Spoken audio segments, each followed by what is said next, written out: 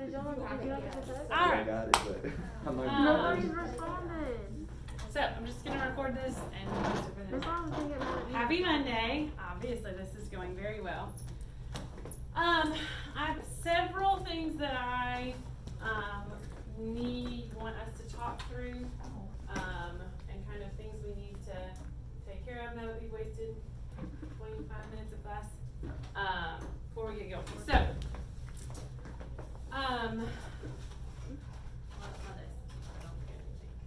okay. So a week from today, we are moving to 7-period block. Okay, everybody should be aware of that. So you will still only come on your cohort day. So you will still only come on Monday and Wednesday, but you will go to all 7 classes. The schedule is over there. I'll put it up later. It's very similar to what we were running last year, so it shouldn't be anything new. But I also just kind of want to just be upfront with you. So Friday, we had a faculty meeting and talked about some of the plans that the district has for high schools to work on continuing to take these steps to come back as close to full face-to-face as we can. So next Monday, that starts the 7-period day, and then there's not a set date yet, but hopefully within a few weeks of that, depending on numbers and cases and all of that, we will hopefully do away with the cohorts. And we will all be back 4 days a week, 7 periods a day. Fridays will continue to be a virtual day. So that's the plan. As that happens, obviously it's not going to be possible to be 6 feet apart at that point. We'll continue to wear masks. We'll continue to do what we can to be as distant as we can. But the district and Ms. Penley and lots of your teachers agree that getting back as much as we can, as frequently as we can, is what's going to be best in terms of educational quality, giving you the support that you need, just to be frank, making it so that your teachers are not losing their mind, because this is really difficult to do as a teacher, managing all these groups and the virtual and everything. The other thing that means, and this affects the people watching the video a little more than it affects you, is that the students can no longer go virtual. That's no longer an open option, so nobody can go from in-person to virtual. And students who are virtual have the opportunity to come back now. They had originally said that they were going to wait until January, but it's not an ideal setup, and we knew it wasn't going to be an ideal setup. Being virtual, trying to do what students were trying to do, teachers trying to do what we were trying to do. So that window is open, and we are encouraging anybody who can and who feels comfortable and who is able to come back face to face. One of the things that I want to kind of make sure that you as AP students are thinking about, and again, this is probably a little repetitive for y'all because y'all are already here, but maybe you can relay this to some of your friends who are not. I have heard several students, AP students, talk about the fact that virtual is easier at this point because you have all this additional time to complete assignments, which, if we're being frank, you do right now. However, as the schedule continues to shift back to normal, that's not going to be the case. When we go, if and when we go 4 days a week, you have to consider, let's say all your AP teachers require you to be on a meet in class. You don't have extra days now to get work done. You're sitting on a computer in meets most of the day, every day. And if we go back to 5 days, even more so.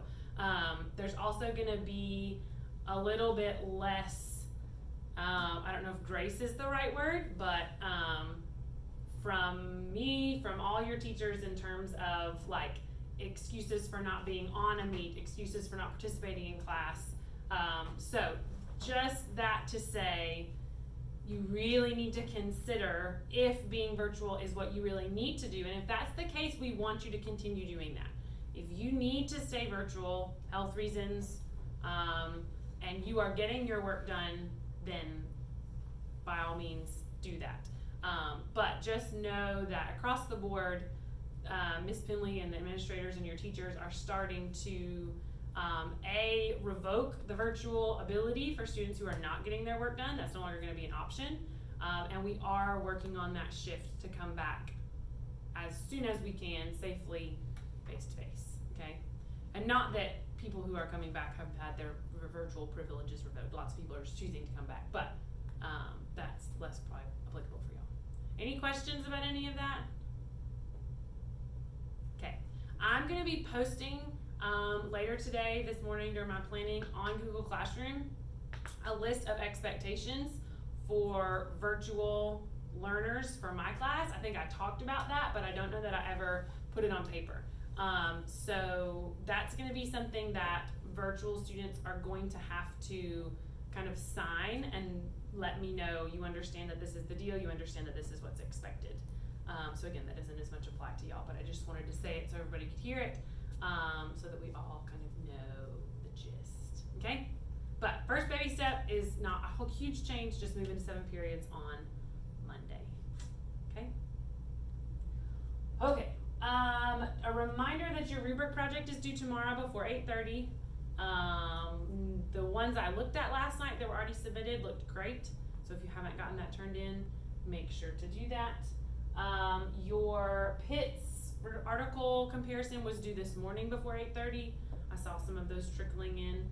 If you haven't gotten that in, make sure that I get that as well. All right.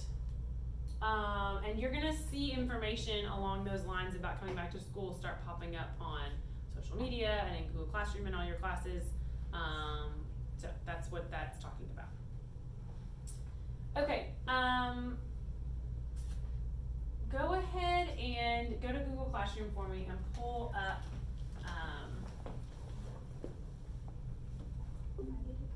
oh, I'm sorry. Everybody,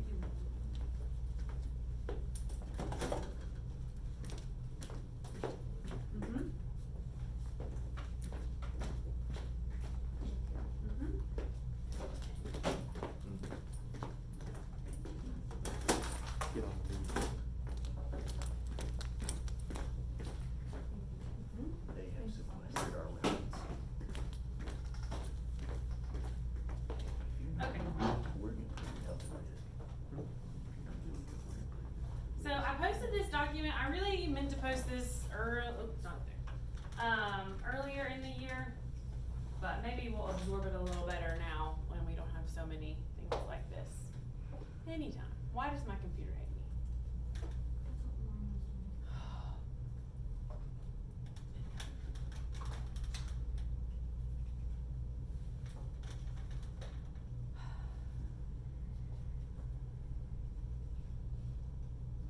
It was such a good Monday, y'all. What happened?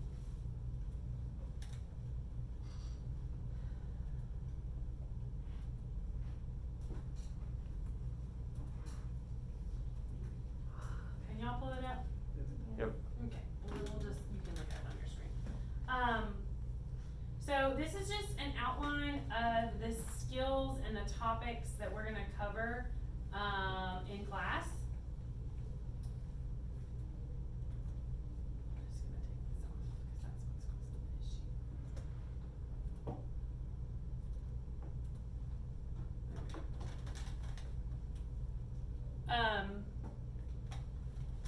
Just kind of outlining, we went through a little bit, I think, this sort of part, but I think this is a good statement about the skills that we're going to focus on. This is the 3 types of essays that are going to be on your exam. Yes? My computer won't turn on.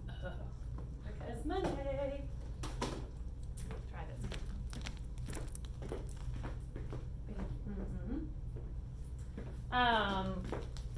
The 3 types of essays that'll be on your exam. Also the 3 types of writing that we are going to kind of focus around this year.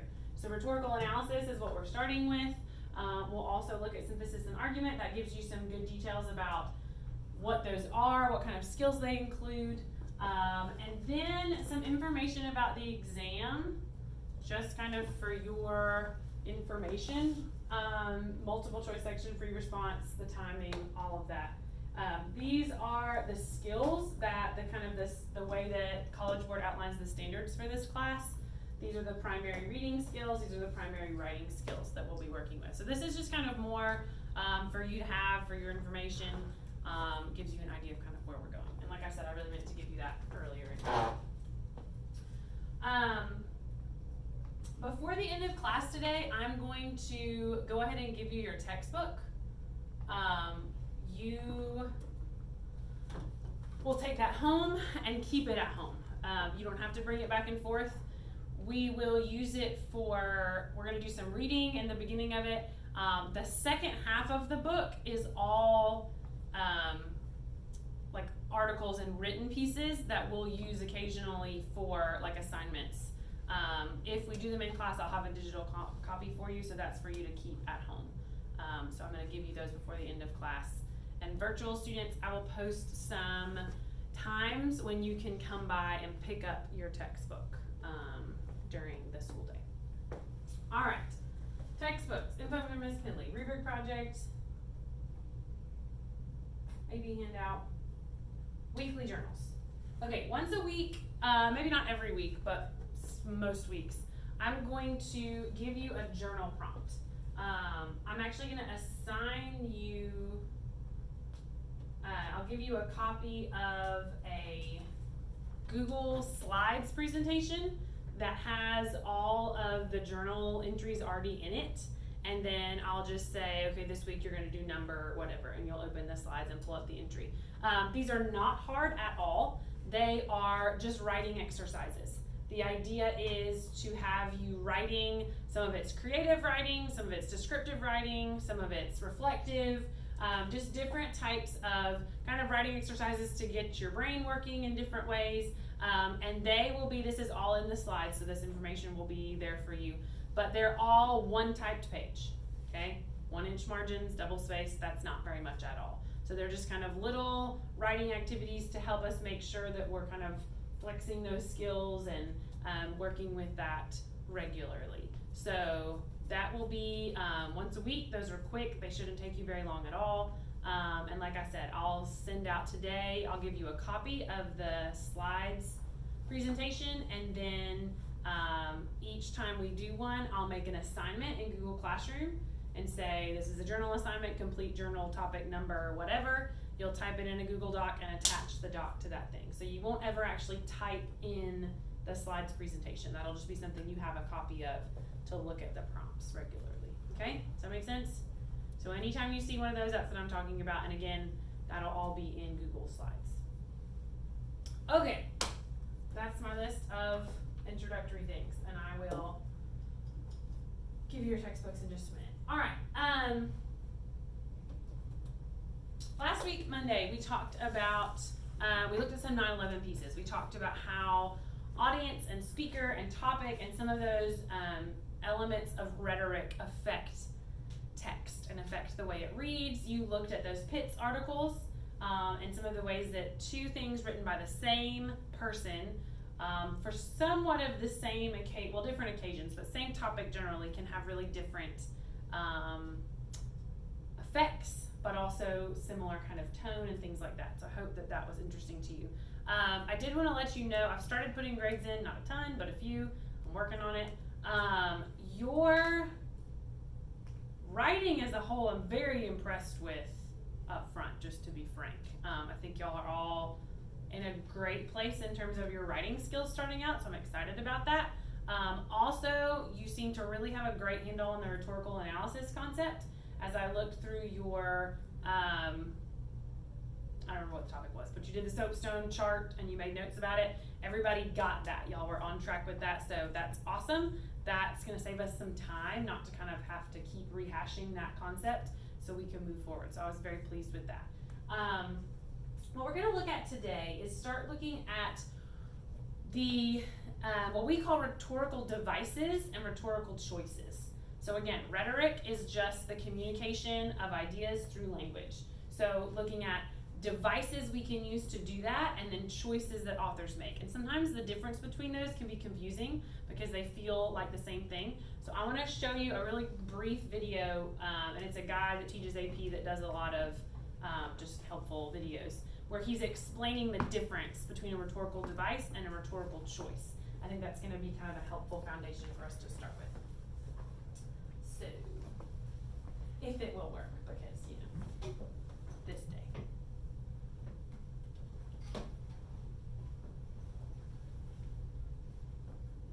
His website is called the Garden of English.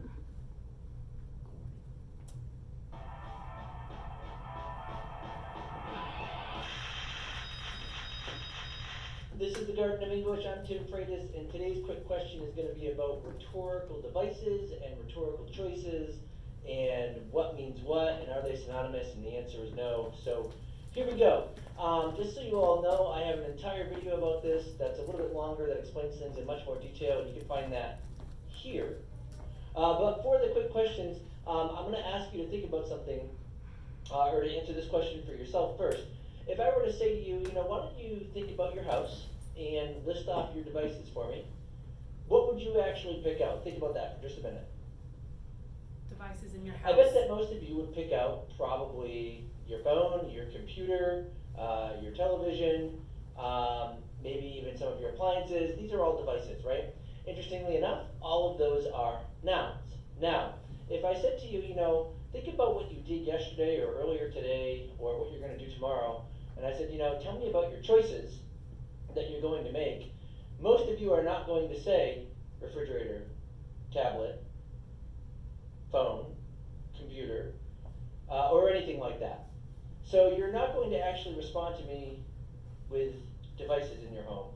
What you'll say is, oh, I woke up and I chose to brush my teeth. Now, you didn't say toothbrush, you said I chose to brush my teeth.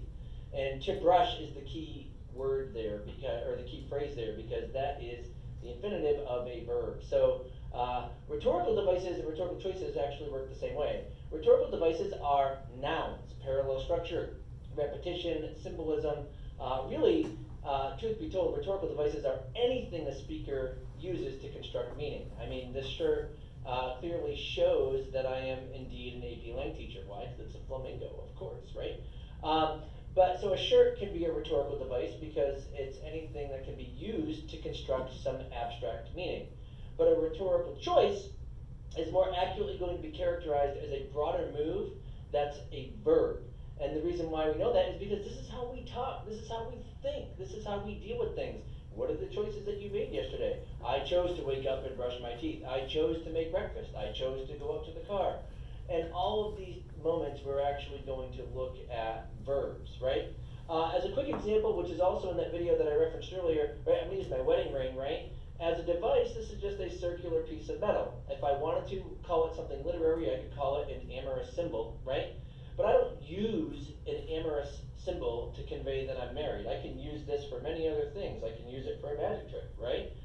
But what I do with this is I actually wear it. And when I wear this amorous symbol, or when I wear this circular piece of metal, whatever you want to call it, right? That's when it actually conveys the meaning that I'm married. But the choice that I make is to wear it. So I choose to wear the device, which is the ring, which conveys that I'm married. And if you actually open up your definitions of rhetorical device and rhetorical choice, right? The device being anything a speaker uses to construct meaning, and a choice being anything a speaker does to construct meaning, you now have opened up an entire field for your students, or for you if you are a student, for your students to write about, because they can actually write about anything. Because when you find the text that's conveying the meaning, you can just say, hey, what is the author doing here? And if the kids can articulate that however they want to do so, then that is going to be completely accurate. We could say I'm wearing my wedding ring to convey that I'm married, or I'm showing my wedding ring to convey that I'm married, or if I'm doing it like this, oh man, I'm flaunting my wedding ring to convey that I'm married. All of those things work, okay? I'm presenting the pink flamingo here to showcase my geekiness as an APLang teacher. Fine, so be it. It doesn't matter. But that right there, in a nutshell, is the difference between rhetorical devices and rhetorical choices, and they're not synonyms. Now, if you want to say rhetorical choices and rhetorical strategies are synonyms, I'm much more cool with that. But anyway, if this video was helpful to you at all, I'm going to ask that you like and subscribe. You can follow us on Instagram. You can also find us now on Facebook as well. Okay. So rhetorical devices versus rhetorical choices. The devices are the things, the strategies, that the author is using, the actual strategy itself. Symbolism, repetition, parallel structure, some of those things you're familiar with. Some of the devices we're going to talk about you might not be as familiar with, but those are the devices themselves. Those alone don't necessarily mean anything in the text. It's the rhetorical choice that the author makes to use the device that conveys meaning. Right now, that probably seems like kind of a duh statement, but when we get into reading a text and writing about the meaning through how the author conveys meaning through their rhetorical choices, being able to make that differentiation is going to be important, which is where we're headed hopefully at the end of class today. So I want us to write a few things down. So take out a sheet of paper for me. Or if you're a typist and you would rather type your notes, I'm cool with that too. I don't think I mentioned that in the first class, but that's totally up to you. If you want to put it in a Google Doc and you'll keep up with it better that way, more power to you.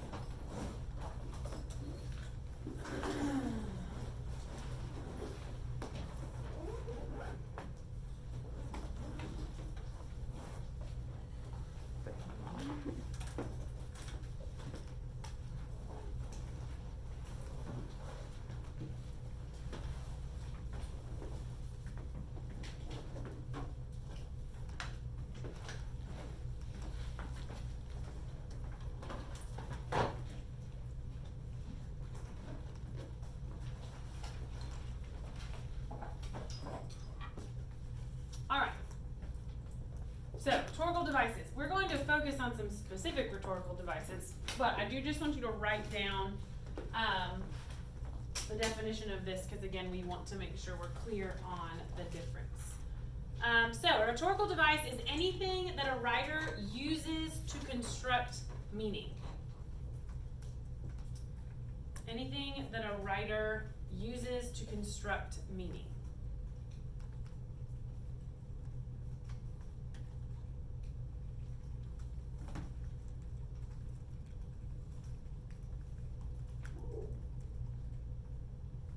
So we will be focusing on learning about some of the rhetorical devices that you are not as familiar with, but it's important to remember that a rhetorical device doesn't have to be complicated to be effective. Something like imagery, right? Imagery is pretty simple. It's just language that helps paint a picture. Imagery can be an extremely effective rhetorical device if it's used well. So I don't want you to get kind of hung up on the fact of like, oh, I have to use some sort of really advanced, complicated literary term as a rhetorical device. You can, and we'll talk about some literary terms that you're unfamiliar with, but don't miss the fact that it can be anything. As something as simple as a symbol or a piece of imagery can be a very effective rhetorical device. So we are going to look at appeals today, the appeals. Now, you do not have to copy these notes word for word. There will be certain things that I will kind of point for you to copy down, but you kind of write down what's meaningful to you in these big picture, okay? Good note-taking skill to learn. So one of the most significant rhetorical devices that we can talk about writers using are the rhetorical appeals, okay? Ethos, pathos, and logos. You may have heard of these before, yes? Okay. Hopefully you have. Hopefully you are somewhat familiar with them. So Aristotle identified the three main parts of an argument.